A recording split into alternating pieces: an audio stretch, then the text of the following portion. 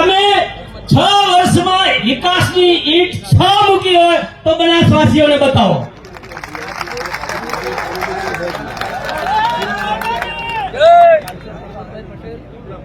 એનાથી વિશેષ હમણાં તમે બધે જોયો હશે, ગપ્પાની તો લિમિટ હોય, લિમિટ. મિત્રો, હમણાં તમે વિડીયો જોયો હશે,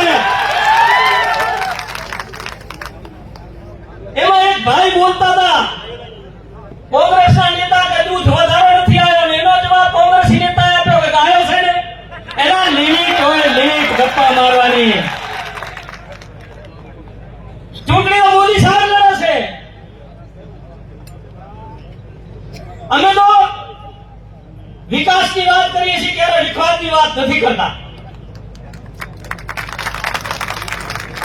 અમે ખાતમુહૂર્ત કરીએ છીએ અને લોકાર્પણ અમે કરીએ છીએ. 30 વર્ષથી ગુજરાતમાં કોંગ્રેસની ક્યાંય ગામ નિશાન એક પણ ટાપુ નથી. 30 વર્ષથી ભારતીય જનતા પાર્ટીની સરકાર છે, તો એટલે અમે કરીએ છીએ. શું ગપ્પા મારો છો તમે? કેન્દ્રમાં નરેન્દ્ર મોદી સાહેબ ની સરકાર છે અને તમે એમ કહો અમે કરશું.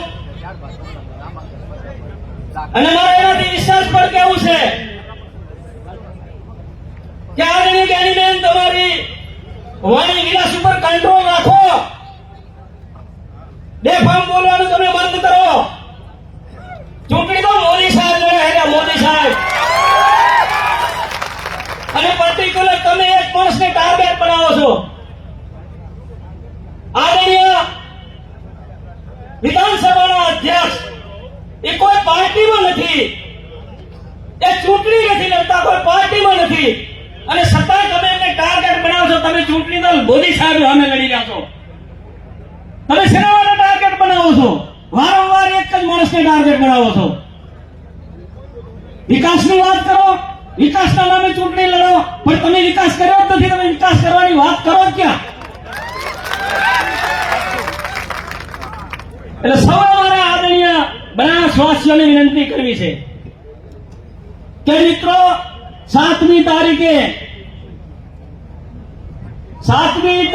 વોટિંગનો દિવસ છે. ગરમી છે, પણ આપણું વધુમાં વધુ વોટિંગ થાય. ભારતીય જનતા પાર્ટીના નિશાન કમર ઉપર વોટિંગ થાય અને જંગી બહુમતીથી, એટલે કે 5 લાખથી વધારે ડોક્ટર રેખાબેન ચૌધરીને જીતાડી અને આ કમરને મોદી સાહેબના ચરણમાં મૂકીએ અને ત્રીજી વખત મોદી સાહેબ વડાપ્રધાન બને અને આ દેશની ધુરા સંભાળી અને વિકસિત ભારતને 2047માં દેશની મહાસત્તા બનાવે.